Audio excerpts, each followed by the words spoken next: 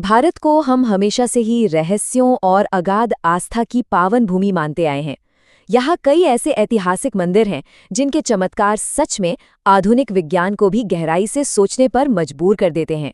आज के इस विशेष एक्सप्लेनर में एक ऐसे ही बेहद अद्भुत और रहस्यमयी विषय पर चर्चा की जाएगी। ओडिशा के पुरी शहर में स्थित प्रसिद्ध जगन्नाथ मंदिर।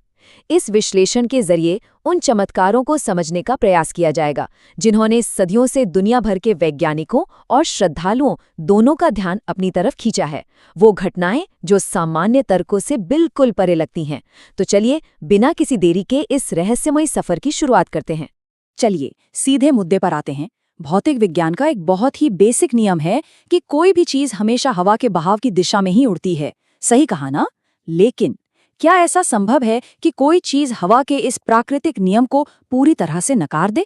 मेरा मतलब है, आखिर ये कैसे मुमकिन है कि एक विशाल ध्वज हमेशा हवा की एकदम उल्टी दिशा में लहराए?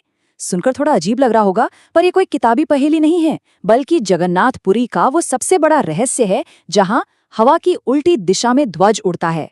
ये हर दिन घटने वाली एक ऐसी घटना है जो इसे देखने वाले हर एक इंसान को गहरे आश्चर्य में डाल देती है। तो सबसे पहले बात करते हैं सेक्शन 1 की, जगन्नाथ मंदिर की ऐतिहासिक पृष्ठभूमि। ये जगह सिर्फ ईंट पत्थरों से बनी कोई आम इमारत नहीं है, बल्कि भारत के प्रतिष्ठित 4 धामों में से एक अत्यंत पवित्र स्थल है। इस अनोखी और भव्य संरचना का निर्माण 12वीं शताब्दी में गंग वंश के महान राजा अनंतवर्मन चोडगंग देव द्वारा करवाया गया था। जरा सोचिए, पिछले 800 सालों से ये विशाल मंदिर न सिर्फ आस्था का एक मजबूत स्तंभ बना हुआ है, बल्कि अनसुलझे रहस्यों का एक बहुत बड़ा केंद्र भी है। हर साल यहाँ होने वाली विश्व प्रसिद्ध रथ यात्रा में भाग लेने के लिए लाखों श्रद्धालु एकत्रित होते हैं, और आज के इस आधुनिक युग में भी ये मंदिर अपने इन्हीं अनसुलझे रहस्यों के कारण पूरी दुनिया का ध्यान अपनी तरफ खींच रहा है। अब आते हैं सेक्शन 2 पर, हवा के विपरीत उड़ने वाला ध्वज। मंदिर के सबसे ऊंचे शिखर पर गर्व से फहराने वाला ये कोई साधारण झंडा नहीं है। इसे पूरे सम्मान के साथ पतित पावन बाना कहा जाता है, और यह एक बहुत ही अजीब विरोधाभास प्रस्तुत करता है। अगर हवा पूर्व दिशा से पश्चिम की ओर तेजी से बह रही है, तब भी ये ध्वज पश्चिम से पूर्व की ओर ही लहराता हुआ दिखाई देता है। प्रकृति के सामान्य नियमों के बिल्कुल खिलाफ जाने वाली इस घटना को हर रोज हजारों लोग अपनी आंखों से देखते हैं, और यही वजह है कि इसे एक सामान्य घटना न मानकर सीधे भगवान जगन्नाथ की एक साक्षात दिव्य शक्ति के रूप में देखा जाता है। लेकिन रुकिए, आश्चर्य केवल उस ध्वज तक ही सीमित नहीं है। कुछ और भी घटनाएं हैं जो और भी ज्यादा हैरतअंगेज हैं। ऐसा कहा जाता है कि इस विशाल मंदिर के ठीक ऊपर से कभी कोई पक्षी या विमान नहीं गुजरता। इसके अलावा शिखर पर स्थापित सुदर्शन चक्र की इंजीनियरिंग इतनी कमाल की है कि पूरी शहर के किसी भी कोने से देखने पर वो सीधे देखने वाले की तरफ ही मुख किए हुए प्रतीत होता है। और हाँ, सिंह द्वार में कदम रखते ही पास बहने वाले समुद्र की लहरों का शोर अचानक पूरी तरह शांत हो जाता है। एक और अजीब बात बताएं, मंदिर की रसोई में मिट्टी के बर्तनों को एक के ऊपर एक रखकर प्रसाद पकाया जाता है, लेकिन सबसे हैरानी की बात यह है कि सबसे ऊपर रखे बर्तन का खाना सबसे पहले पककर तैयार होता है ना? बिल्कुल चकित कर देने वाला। अब आगे बढ़ते हैं सेक्शन 3 की तरफ, और इस अगले हिस्से के बारे में जो सबसे दिलचस्प बात है वो है इंसानी जज्बा। 214 फीट की ऊंचाई पर निभाई जाने वाली परंपरा। ये जो संख्या है ना, 214, ये सिर्फ एक आम आंकड़ा नहीं है। ये फीट में मंदिर के मुख्य शिखर की अनुमानित ऊंचाई है। एक पल के लिए कल्पना करके देखते हैं, इतनी अधिक ऊंचाई पर बिना किसी आधुनिक उपकरण की सहायता के चढ़ना अपने आप में कितना खतरनाक और जानलेवा काम है। इस जोखिम को समझना सच में बहुत जरूरी है। ये उन लोगों के असाधारण दृढ़ संकल्प और अटूट आस्था को दर्शाता है जो हर दिन एक बेहद कठिन परंपरा को जिंदा रखे हुए हैं। ये पूरी प्रक्रिया वास्तव में असीम साहस का एक अद्भुत उदाहरण है। चरण 1, मंदिर के विशेष सेवक बिना किसी आधुनिक सुरक्षा रस्सी या गियर के इस 214 फीट ऊंचे और सीधे शिखर पर अपनी कठिन चढ़ाई शुरू करते हैं।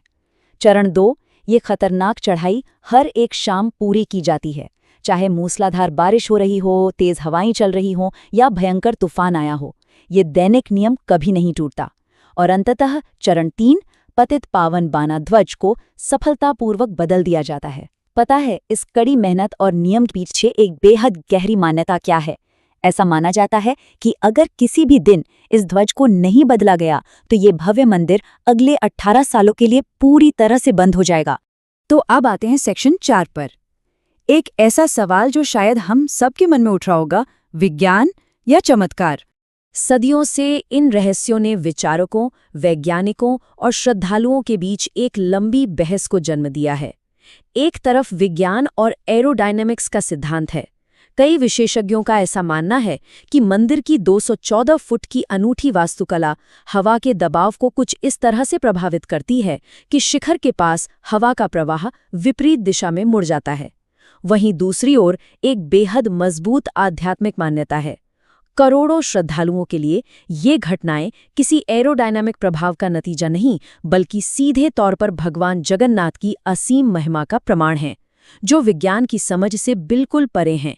यहाँ एक ही रहस्य को तर्क और अगाध आस्था दोनों के नजरिए से देखा जाता है, और यहाँ किसी एक पक्ष को सही नहीं ठहराया जा रहा, बल्कि इन दोनों दृष्टिकोणों को समझने की कोशिश की जा रही है। और इस तरह हम पहुंचते हैं सेक्शन 5 पर, आस्था और रहस्य का एक अनोखा संगम। कई दशकों से आधुनिक इंजीनियरों और बड़े बड़े वैज्ञानिकों ने मंदिर की इन घटनाओं का बहुत बारीकी से अध्ययन किया है, पर इतने सारे अनुसंधानों के बावजूद आज तक इनमें से ज्यादातर चमत्कारों के लिए कोई भी पूरी तरह से सर्वमान्य वैज्ञानिक स्पष्टीकरण सामने नहीं आ सका है। कहा जाता है ना कि चाहे वो प्राचीन वास्तुकला और इंजीनियरिंग का कोई बेजोड़ अजूबा हो या फिर कोई ईश्वरीय चमत्कार, जगन्नाथ मंदिर आश्चर्य, आस्था और अनसुलझे रहस्य का एक जीवंत प्रतीक बना हुआ है। ये सब कुछ एक बहुत ही गहरा और विचारोत्तेजक सवाल पीछे छोड़ जाता है। क्या मानवीय ज्ञान और विज्ञान भविष्य में कभी इन सभी रहस्यों से पर्दा उठा पाएंगे, या फिर इस ब्रह्मांड में कुछ रहस्य बस ऐसे ही बने रहने के लिए हैं जो हमेशा हमारी तार्किक समझ की सीमाओं से परे रहेंगे? इसी अंतिम विचार के साथ इस विश्लेषण को यहीं विराम दिया जाता है। रहस्य और ज्ञान की ये खोज आगे भी ऐसी ही जारी रहनी चाहिए।